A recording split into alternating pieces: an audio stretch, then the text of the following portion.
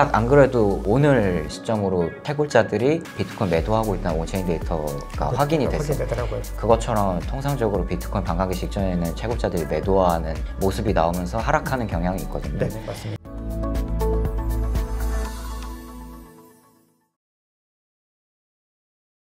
네, 구독자 시청자 여러분 반갑습니다. 박 작가입니다. 자, 오늘 토크라운지에서는 크립토 및 블록체인 전문 매체이자 탐사 언론인 디지털에셋의 박상혁 기자님 모시고 이 시장에 관한 굉장히 디테일하고 굉장히 폭넓은 이야기들 한번 나눠보겠습니다. 기자님 안녕하세요. 네, 안녕하세요. 네. 저희 채널 방문해 주셔서 감사합니다. 감사합니다. 초대해 주셔서 감사합니다. 네네. 저희 채널 첫 방문이시니까 간단하게 셀프 소개와 또 디지털 에셋 매체도 한번 소개해 주시면 좋을 것 같습니다. 네, 저는 이제 2017년에 이 가상자산 시장에 조인해서 이제 가상자산 취재를 계속하고 있는 디지털 에셋의 박상혁 기자라고 하고요. 네, 저희 디지털 에셋 같은 경우에는 이 재작년 11월에 창간해서 이 가상자산 블록체인을 전문적으로 취재하는 미디어입니다. 깔끔한 소개 감사합니다. 감사합니다. 네. 저희 디지털 에셋은 또 온체인 지표들을 이용한 분석팀을 보유하고 있는 국내 또 유일한 크립토 매체라고도 알려져 있습니다. 네. 거기에 대해서도 또 간단하게 한번 말씀 주시면 좋을 것 같습니다. 네. 먼저 이렇게 좋게 소개해 주셔서 감사드리고요. 네. 저희 같은 경우는 아무래도 뭐 다른 가상자산 미디어나 아니면 레거시 미디어하고 좀 차이점이 있다면 가상자산을 되게 단연간 취재하신 분들이 많다 보니까 특히 이 가상자산 시장에서 취재를 하다 보면은 꼭 빠질 수 없는 그 온체인 데이터 분석이 말씀하신 대로 있기 때문에 저희 같은 경우에는 다 온체인 데이터를 분석할 수 있는 취재할 수 있는 기자분들이 다 모여 있는 상황이고요. 그래서 각종 어떤 사건 사고가 터졌을 때 뭐 어떤 해킹 사고나 이런 것들이 발견됐을 때 온체인 데이터 흐름이 어떻게 되느냐 이게 굉장히 중요한데 저희가 아무래도 뭐 국내에서는 그리고 가끔씩은 글로벌 단위로도 봤을 때도 저희가 좀 온체인 데이터 쪽으로는 선제적으로 좀 기사를 내는 그런 상황이 종종 있는 것 같습니다. 네네. 맞습니다. 저희가 이제 어떤 중요한 어떤 가격의 터닝 포인트들이나 가격의 변동이 있을 때 디지털 에셋에 가시면은 거기에 관련해서 또 온체인 지표를 통해서 여러 가지 시장의 분석들을 하고 계시니까요. 같이 한번 활용하시면은 굉장히 도움이 되실 것 같습니다. 자, 그러면 지금부터는 본격적인 질문 한번 드려보겠습니다. 자, 우선은 이제 비트코인 얘기를 먼저 나눠보겠습니다. 지금 비트코인이 전체적으로 ETF 승인 이후에 현재까지 좀 지지부진한 움직임들을 이어가고 있습니다. 자, 그래서 먼저 많은 분들이 뭐 그레이스케일의 어떤 매도 물량 때문이다 이렇게 보고 계신데 기자님께서도 그렇게 생각하시는지 아니면 또 추가적인 이유가 있는 건지 한번 말씀 주시면 좋을 것 같습니다. 네, 요인 중에 하나로 분명히 GBTC 유출이 있는 것 같고요. 말씀하신 그 그레이스케일의 비트코인 트러스트 GBTC 유출이 있는 것 같고요. 근데 또 이제 다른 측면에서는 이 고래들이 좀 차익 실현을 한 요소도 있는 것 같습니다.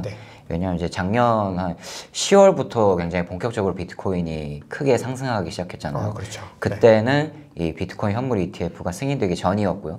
전인데도 계속해서 이제 오른 거죠. 크게 올랐는데 이걸로 이제 알 수 있는 것은 현물 ETF가 승인되기도 전에 가격이 올랐다는 것은 승인에 대한 기대감 때문에 누군가가 이제 비트코인 샀다는 건데 온체인 데이터를 보면은 굉장히 비트코인을 기존에 많이 보유하고 있었던 이 고래들이 비트코인을 이 작년 후반기에 매집하는 그런 흐름이 나타났더라.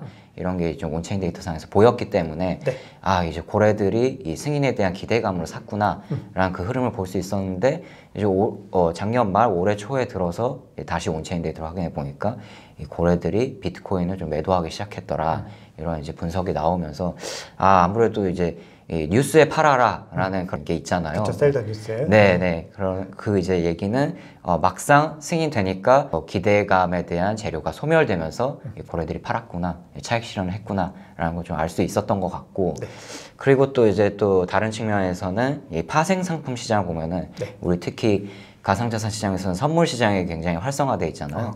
이 선물 시장을 보면은 이 비트코인 현물 ETF가 승인되기 전에는 이 미결제 약정, 선물 시장의 미결제 약정이 굉장히 크게 상승했다. 근데 이제 이 비트코인 가격이 오르면서 미결제 약정 규모가 상승했다는 것은 이 롱 포지션에 투자한 사람들이 많았다는 그런 얘기잖아요. 맞습니다. 네, 그 얘기는 이 파생 상품 시장에서도 이 비트코인 상승을 바라본 이 투자자들이 많았다는 건데 이 최근 비트코인 현물 ETF가 승인되고 나서 미결제 약정 규모가 줄어들기 시작했거든요. 그건 이제 롱 포지션을 청산했다는 사람들이 늘어났다는 거고, 그 얘기는 역시나 파생 상품 시장에서도 셀더 뉴스 현상이 벌어졌구나 라는 걸 저희가 좀 알 수 있었던 것 같습니다. 전체적으로 이 큰 흐름에서는 결국은 셀더 뉴스라고 하는 이 내러티브가 좀 정확하게 들어맞은 부분들이고, 그리고 여러 가지 주체들이 좀 복합적으로 차익 실현을 했다라는 정황들이 나오고 있는 겁니다. 네, 그래서 말씀하신 대로 GBTC 측면에서 봤을 때도 지금까지 말씀드린 건 이 ETF 시장 바깥에서 벌어진 상황을 좀 얘기했던 것 같고, GBTC 같은 경우에는 비트코인 현물, 미국 비트코인 현물 ETF 시장 내에서 벌어진 일이잖아요. 그것만 봤을 때도 하락한 이유로 많은 사람들이 이야기를 하는 게 GBTC 유출 규모가 생각보다 컸다. 그리고 GBTC 유출 규모를 커버하기 위해서는 GBTC를 제외한 다른 비트코인 ETF 상품 9개의 유입량이 컸어야 됐는데 생각보다 기대치에 못 미쳤었거든요. 물론 가장 최근 들어서는 유입량이 다시 좀 늘어나고 있는 추세긴 하지만 비트코인 ETF 출시 한 중반쯤부터 유출량, GBTC 유출량은 큰데 다른 ETF들이 유입량 받쳐주지 못하면서 하락한 게 아니냐, 이제 그런 분석도 좀 나오는 것 같습니다. 저 디테일하게 좀 폭넓게 설명해 주셔서 너무 감사합니다. 자, 그러면 이제 많은 이제 구독자님들께서 이제 어떤 원인들에 대해서 알게 됐는데 이게 언제 정도에 해소될 수 있는지 아마 그런 궁금증들이 좀 있으실 것 같습니다. 그래서 결국은 그레이스케일의 매도 물량들이 이제 희석이 되고 나머지 9개 ETF의 유입량이 많이 늘어나야 되는데 그렇게 되는 어떤 비트코인이 반등하는 시점, 기자님은 어느 정도 시점으로 보고 계신가요? 저는 뭐 이제 아주 지극히 개인적인 견해지만 개인적으로. 올해 후반기 이후부터 좀 본격적인 상승장이 나오지 않을까. 그래도 길게 보고 계신 거네요. 예, 그 전까지는 횡보나 뭐 약간 좀 하락하는 그런 모습이 좀 나오지 않을까, 아주 개인적으로 지극히 조심스럽게 생각하고 있는데요. 그럼 그 근거를 이제 간단하게 말씀 주시면은. 예, 아무래도 첫 번째는 올해 4월 비트코인 반감기가 예정돼 있잖아요. 이제 통상적인 이제 역사적인 흐름을 봤을 때는 비트코인 반감기 직전에는 아무래도 좀 채굴자들이 매도하는 흐름이 나타나면서 딱 안 그래도 오늘 시점으로 비트코인 채굴자들이 비트코인 매도하고 있다는 온체인 데이터가 확인이 됐어요. 예, 됐는데 그것처럼 통상적으로 비트코인 반감기 직전에는 채굴자들이 매도하는 모습이 나오면서 하락하는 경향이 있거든요. 네, 맞습니다. 그것 때문에 뭐 4월 이전에는 좀 비트코인이 본격적으로 상승하기 어렵지 않을까 하는 그런 견해들이 좀 있으시고, 두 번째는 직전에 말씀드렸던 GBTC 유출이 당분간 좀 계속 될 것 같다. 네, 그 측면이 또 있는 것 같고, 세 번째 아무래도 거시경제가 오늘 이제 맞습니다. FOMC가 제롬 파월 연준 의장이 시장의 기대를 깨고 3월에 금리 인하를 좀 할 것 같다는 시장의 견해가 높았는데 제롬 파월 의장이 지금 상황만 봤을 때는 3월에 금리 인하하는 게 어려울 것 같다, 이런 얘기를 하면서 좀 더 이제 긴 프레임으로 금리 인하를 바라봐야 하는 상황이고, 또 최근에 또 뭐 홍해 사태나 이런 거 보면은 굉장히 거시경제에서 지정학적 리스크가 또 중요하게 중요한 화두로 또 떠오르고 있거든요. 이런 것들이 또 금방 해소될 것 같지는 않기 때문에 이런 약간 어떤 시장의 불안한 기류가 조금 당분간 이어지면서 전반기는 조금 가격이 크게 상승하기는 어렵지 않을까, 그렇게 보고 있습니다. 네네, 여러 가지 환경들이 맞습니다. 이거를 우리가 어쨌든 투자자들이 2024년, 2025년까지 좀 긴 호흡으로 봐야 되는 시기인 거는 분명하고, 어떻게 보면 FOMC에서 그 기대감들도 저도 개인적으로 3월 너무 좀 이르다고 생각을 했는데 생각보다 많은 분들이 또 거기에 베팅을 하고 계셨는데 그 기대감이 배신되면서 뭔가 이렇게 떨어지는 모습들이 아마도 이제 5월 달을 기대하고 있는데 그것도 또 파월이 어떤 발언을 할지 모르기 때문에 변수들이 좀 많이 존재하는 것 같습니다. 지금 시장에서. 자, 그러면 이제 우리가 반감기 얘기를 방금 주셨는데 반감기를 기점으로 이제 과거처럼 큰 상승세가 있을 거다, 이런 기대감들이 많이 있는데 기자님께서도 그런 큰 상승세가 이어진다고 보는 것인지, 그리고 만약에 그렇게 된다면 또 일각에서는 이게 마지막 기회일 것 같다, 이런 불장은 마지막일 것 같다, 이런 의견들도 있습니다. 자, 이 두 가지에 대해서 어떻게 보시나요?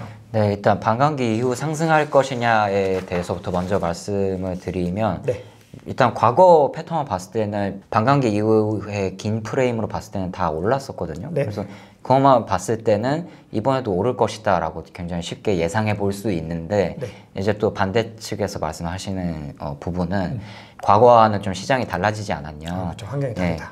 과거 같은 경우에는 채굴자들이 굉장히 시장의 큰 축을 담당하는, 물론 지금도 채굴 시장이 굉장히 비트코인의 큰 축을 담당하고 있긴 하지만 과거하고 달라진 부분은 기관들이 굉장히 많이 들어온 상태다. 맞습니다. 예, 그래서 기관들의 영향력이 과거보다 커졌기 때문에 이 반감기가 예전만큼의 영향력을 펼칠 수 없을 것이다. 이렇게 보면서 이제 펼치는 논리는 당연히 내러티브 상으로 봤을 때는 반감기 이후에는 굉장히 공급량도 감소할 뿐만 아니라 그 반감기라는 내러티브를 이용해서 투자자들이 굉장히 시장에 뛰어들겠죠. 그렇죠. 그것만 봤을 때는 상승할 수 있다고 보는데 또 이제 우리 또 드렸던 것처럼 셀더 뉴스잖아요. 네, 그걸 또 역이용하는 투자자들이 있을 텐데 그 투자자들의 단위가 굉장히 투자 액수가 큰 기관 투자자들이 그 내러티브를 역이용한다면 예를 들어서 뭐 파생상품 시장에서 뭐 공매도를 한다든지 이런 식의 역이용을 하면 오히려 반감기 내러티브를 역이용해서 하락이 크게 일어날 수도 있는 부분이거든요. 맞습니다. 그래서 그런 이제 새로운 변수들이 좀 생겼다. 라고 봤을 때는 또 하락할 여지도 있다라고 보는데 제 개인적으로 봤을 때는 역이용하는 그 심리 때문에 반감기 직후에 오히려 좀 하락할 수도 있다고 보는데 결국 굉장히 긴 장기적인 프레임으로 봤을 때는 공급량이 영구하게 절반으로 줄어드는 거잖아요. 맞습니다. 결국에는 이 공급량 감소에 의한 희소성이 높아질 것이기 때문에 장기적으로는 결국에는 올라갈 수밖에 없지 않을까 그렇게 보고 있습니다. 되게 합리적인 말씀인 것 같습니다. 감사합니다. 어떻게 보면은 그게 우리가 환경이 달라졌다라고 하는데 그 환경이 달라진 게 어떤 게 달라졌다는 것인가 그 부분들에 대해서 또 많은 분들이 궁금하실 수가 있는데 그런 식의 공매도 공격이라든지 이런 것들은 사실 이전에는 없었던 부분들이다 보니까 우리가 새롭게 또 주의를 해야 되는 부분들이고 그리고 충분히 또 일어날 가능성에 대해서도 염두에 둬야 되기 때문에 결국은 결론적으로 상승은 하겠지만 그 사이에 엄청난 등락들을 일으킬 수 있다. 저 이렇게 봐도 괜찮을까요? 딱 그렇고 제가 딱 그렇게 생각하고 있습니다. 네네. 감사합니다. 네, 그러면 이제 우리가 반감기 이슈에 대해서 이제 말씀을 드렸는데 아무래도 우리가 어쨌든 장기적인 호흡으로는 분명히 긍정적인 움직임을 가져갈 것이다. 여기에 대해서는 그렇게 많이 의심하는 목소리보다는 그럴 것이다라는 의견이 많이 있는데요. 자, 그러면 이 두 가지 ETF가 승인됐고 반감기가 이제 곧 다가오게 되는데 그 두 가지 말고 또 올해 어떤 시장을 좀 움직일 만한 소스 또 다른 것들이 있을까요? 네, 일단 비트코인 현물 ETF 말고 알트코인 현물 ETF 이슈가 자연스럽게 수면 위로 떠오를 것 같아서 그렇죠. 네. 지금 뭐 이제 가장 크게 보고 있는 게 이더리움 현물 ETF가 어떻게 될 거냐 이거에 대해서 굉장히 많은 이야기들이 나오고 있잖아요. 뭐 이제 또 다음에 또 다른 질문에서 말씀하실 것 같기는 하지만 간략하게 미리 말씀드리면 이더리움 뭐 현물 ETF나 다른 알트코인 현물 ETF가 승인이 된다. 그럼 당연히 이제 자산운용사 입장에서는 비트코인 현물 ETF뿐만 아니라 알트코인 현물 ETF를 포함한 전략을 구사할 수 있는 거고 뭐 가장 대표적으로는 비트코인과 알트코인을 혼합 ETF를 출시할 수도 있고 그 이제 ETF들을 이제 뭉친 뭐 옵션 전략이라든지 이런 다양한 전략들을 이제 구사할 수 있게 된단 말이죠. 그러다 보면 이제 자연스럽게 또 시장 규모가 굉장히 커지게 되겠죠.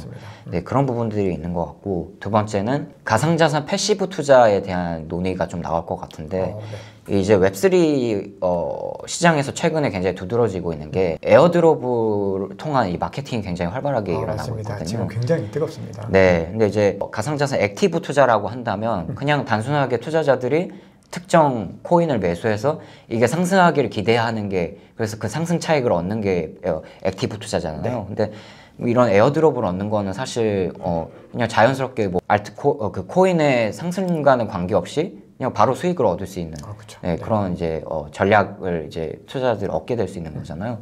근데 최근에 이런 에어드롭 마케팅이 굉장히 활발하게 일어나면서 이 어떤 투자자들 입장에서 가상자산 패시브 투자 전략을 구사할 수 있는 그런 이제 초입 단계에 지금 돌입한 게 아니냐. 네, 그런 생각을 좀 개인적으로 갖고 있습니다. 어떻게 보면 이제 시장의 어떤 투자의 도구들이나 방향성들, 방법들이 굉장히 좀 다양해지고 있는 상황이어서 또 우리가 기대하는 것보다 더 많은 또 어떤 파급 효과들을 낼 수도 있겠다 이런 생각들을 하게 됩니다. 자, 그러면 우리가 이제 알트코인 ETF 관련해서는 뒤에서 제가 추가적으로 또 질문을 좀 드리려고 합니다.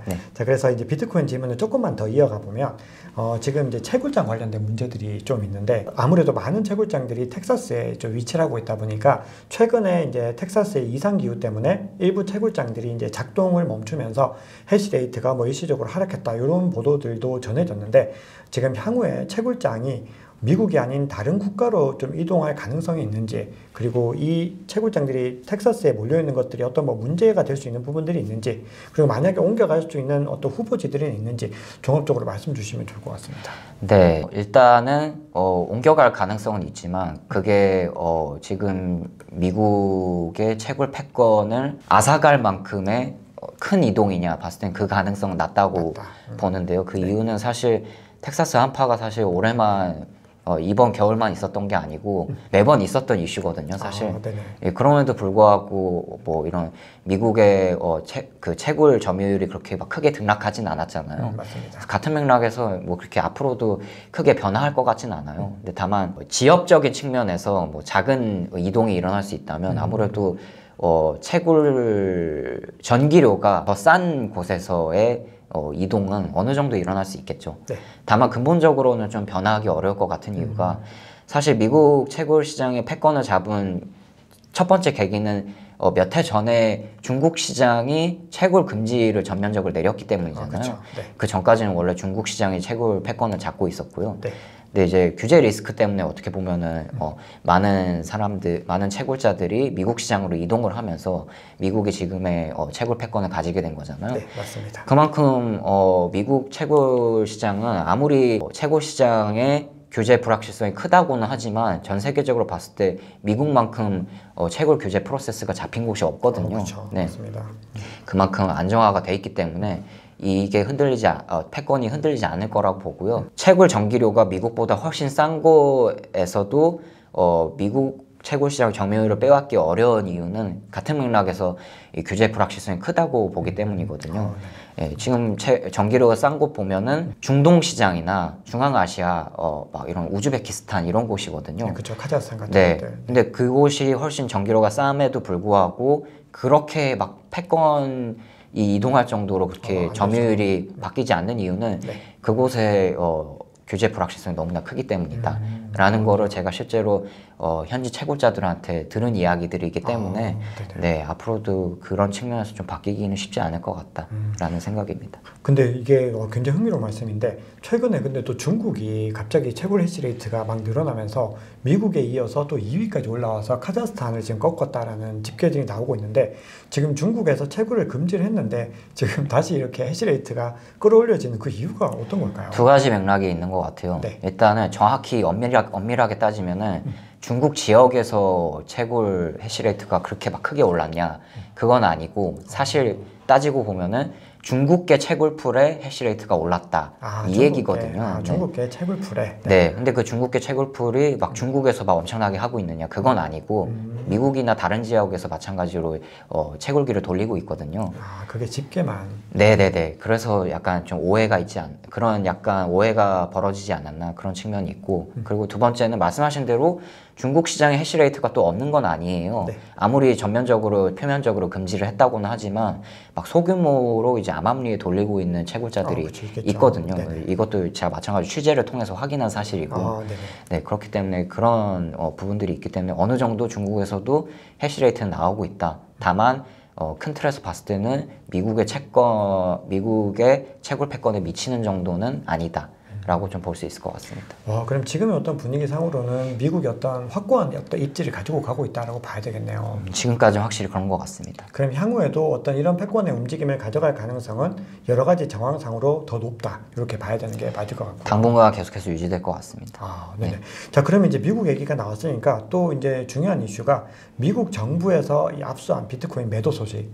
이게 좀 가격이 조금 좋아질만 하면 또 이런 소식이 나오고 좀 좋아질만 하면 이런 소식들이 나오는데 지금 이제 좀 중요하게 매도 물량들이 나올 거다라고 하는 게 두 가지가 있는데 이제 미국 정부에 대한 거 그리고 마운트 곡스 이 상원에 대한 부분들이 있는데 요게 이제 향후에 시장에 어떤 영향을 미칠 거라고 보시나요? 일단 상당히 투자자분들 입장에서는 우려가 될 만한 부분이 마운트 곡스의 이 비트코인 물량이 작은 액수가 아니잖아요. 그렇죠. 한화로 따지면 몇십 조에 해당하는 비트코인 액수이기 때문에 예, 이게 만약에 실제로 시장에 대량 매도가 된다면은 시장에 확실히 영향을 주겠죠. 마운트 곡스가 상한 절차를 시작한다고 할 때마다 시장에 이제 공포 분위기가 형성되는 게 어떻게 보면 당연한 건데요. 근데 이제 전문가들 입장에서 봤을 때는 대부분 이렇게 크게 우려할 만한 건 아니다라고 보시는데 그 이유는 이런 기관들이 비트코인을 매도할 때 통상적으로 매도를 할 때 그렇게 막 일괄적으로 매도하진 않는다. 그렇죠. 네, 시장 상황을 보면서 분할 매도를 하기 때문에 이게 그렇게 시장에 크게 영향을 미칠 것 같지는 않다는 게 전문가들의 첫 번째 입장인 것 같고요. 이제 개인적으로 제가 봤을 때는 저 역시도 이게 생각보다는 그렇게 크게 시장에 악영향을 미칠 것 같지는 않다라고 보는 게 이 과거에 미국이나 다른 나라에서 어떤 해킹이나 자금 세탁 문제로 비트코인을 크게 큰 액수의 비트코인을 압수하는 경우가 있거든요. 네. 예, 각국 당국이 이제 비트코인을 크게 압수하는 경우가 있는데 네. 이 압수한 비트코인을 어떻게 처리하냐 봤을 때는 마찬가지로 일괄 매도하지 않고 실제로 분할 매도하는 모습을 보였거든요. 네. 예, 그렇기 때문에 이 시장에서 뭐 미국 뭐 정부가 뭐 압수한 실크로드에서 뭐 압수한 비트코인을 매도하겠다라고 했을 때도 실제로 일괄 매도하지 않고 그렇죠. 계획을 짜가지고 네, 분할 매도한다고 발표를 했고 그 발표에 따라서 시장이 막 크게 출렁이었느냐 그건 또 아니거든요. 네네. 그럼 그걸 봤을 때 마운트곡스도 약간 비슷한 모습이 펼쳐지지 않을까 그렇게 생각하고 있습니다. 네, 그러니까 사실 모두 다 어떻게 보면 시장의 하나의 플레이어들인데 그 사람들이 다 굉장히 현명한 판단을 하고 그리고 어쨌든 본인들의 입장에서도 여러 가지로 이익이 될 수 있는 판단들을 해야 되는 건데 그렇게 매물을 갑자기 던져가지고 물론 뭐 가격을 크게 떨어뜨려서 뭐 주우려고 할 수도 있겠지만 어쨌든 기본적으로 시장은 합리적인 판단을 한다는 부분이 되게 중요한 것 같습니다. 그리고 저도 이제 갑자기 생각이 난 게 이더리움 샤펠라 업그레이드가 끝났을 때 사람들이 이더리움 물량 폭탄이 터질 것이다 막 이런 식으로 얘기를 했는데 뭐 그런 현상은 일어나지 않았던 것처럼 맞습니다. 이것도 좀 비슷한 맥락이 아닐까 그런 네. 생각이 듭니다.